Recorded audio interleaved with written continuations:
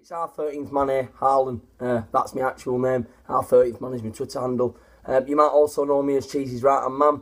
You might also know me as the Milkman, and you might also know me as alright Cheesy.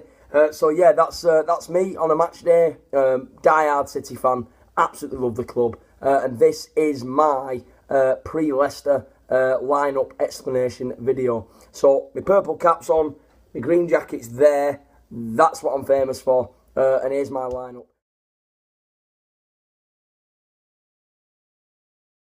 So starting off with the goalkeeper, Edison Moraes. Can't be moved at the moment. I'm sure Muric would love to play more first-team football for City, especially in the league. However, Edison is an immovable object in our Manchester City team. Obviously, Claudio Bravo injured at the start of the season, so he hasn't been on the bench this season. Muric has, and he's played quite a few cup games as well. But Edison starts. That's a no-brainer for me. Moving on to the right wing-back position. By the way, I'm playing a 4-3-3. Kyle Walker starts at right wing-back for me, or right-back when we're defending. I don't think that Kyle can be moved out of the team at the moment. Danilo is a fantastic fullback. However, Kyle Walker has been outstanding over the last couple of weeks. Had a bit of a shaky time over Christmas. The Crystal Palace game, one of his worst games in a City shirt. However, he has bounced back in the second half of the season and he looks far better than he did in the first half of the season. And I think that Kyle Walker keeps his place in the City team for the Leicester City game on Monday evening. Vincent Kompany next to Kyle Walker. I think Vinny's aerial threat, defending them long balls from Leicester, will be irreplaceable. I think that Vincent Kompany will get hold of Jamie Vardy early on in the game. Vinny Kompany is a lot more composed than people think as well. And I just think that his strength and his power in this game will be much needed. And I don't really think you can drop him after the performances against United and Burnley when you look at his performances overall. Emerick Laporte starting next to Vinny Kompany for me. I think he's an immovable object, a bit like Edison. So composed, made a few mistakes against Spurs in the Champions League, but fully redeemed himself in the game against Spurs at home in the Premier League just after that on the weekend. I think that he was fantastic in that game. I think that Emerick Laporte is the best defender in the Premier League all round. Fantastic, composed, clears the danger when needed. He's got a bit of old school in him as well. But he's organised and he's just a delight to watch. He'll keep his place and him and Vinny will work very, very well together.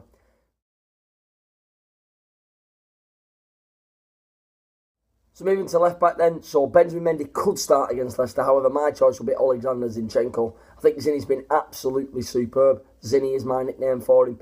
I think he's been absolutely fantastic. A few shaky moments against Burnley, a few losses of possession. However, we can forgive him for that because his season has been absolutely stellar. Who'd have ever thought that a number 10, a Ukrainian number 10, doesn't matter where he's from, but a Ukrainian number 10 that we bought from FC Ufa would ever be able to play at left back in Pep Guardiola's team?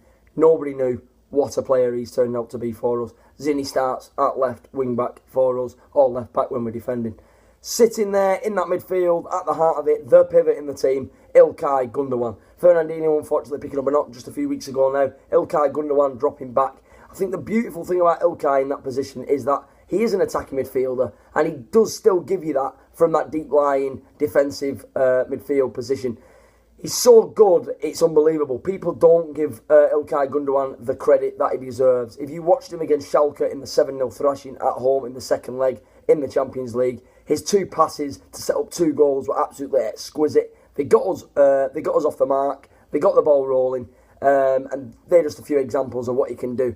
Ilkay Gundogan is one of the calmest passers of the ball. Okay, he gives possession away a few times, but that's because he tries to get the ball moving quickly. He tries to get the tempo going, and he tries to get us forward as quickly as possible. I don't mind him making mistakes in areas that aren't too dangerous, because at the end of the day, I can see what he is trying to do. And sometimes if the idea is there, you've got to give the credit to the idea and not, be negative. It's never nice to lose the ball, I understand that. However, just try and look at it from a more positive light in the future, maybe. Ilkay Gundogan starts for me in there. I don't think there's anybody else that can really start in there at the moment because I think he's playing too well. Ilkay starts for me in there. Just in front of him, I think it's Phil Foden and Bernardo Silva for me. I'm not changing my mind on that. I think Phil Foden can exploit Leicester's midfield. He'll dribble, he'll run at players. He's not scared to take men on.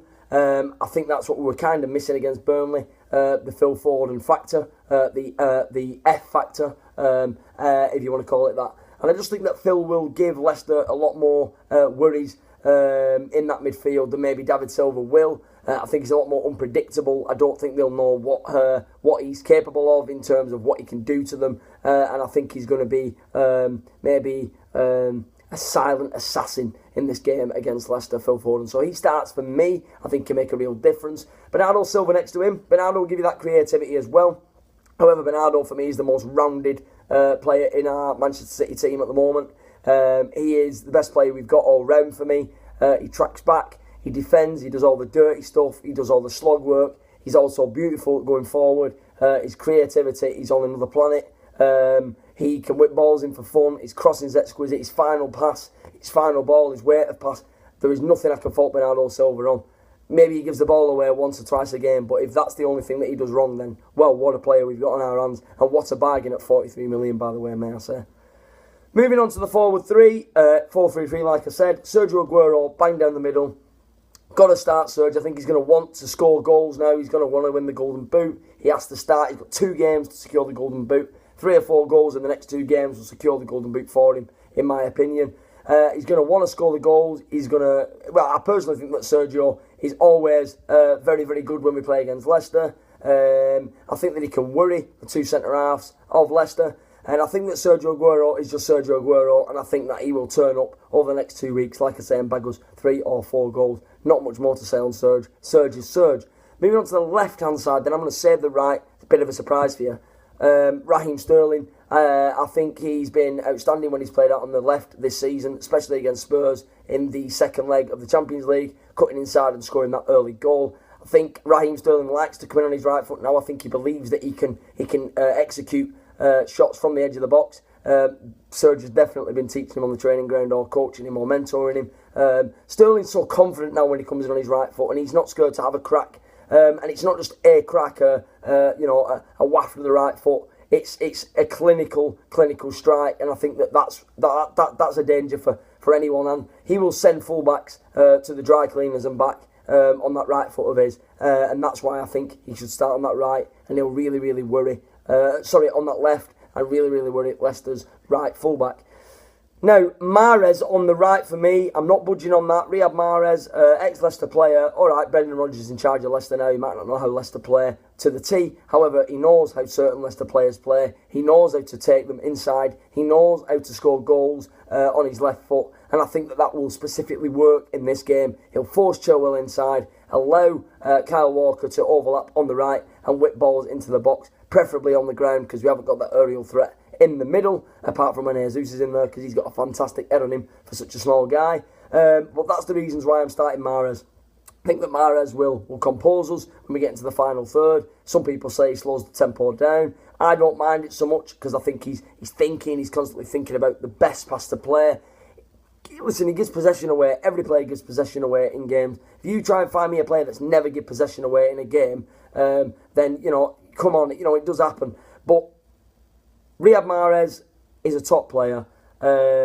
Gets an awful lot of criticism for me. I think a lot of it's unjust. Some of the stuff I've heard in the stadium this season, the South Stand in particular, in the area I sit, 118, has been absolutely atrocious.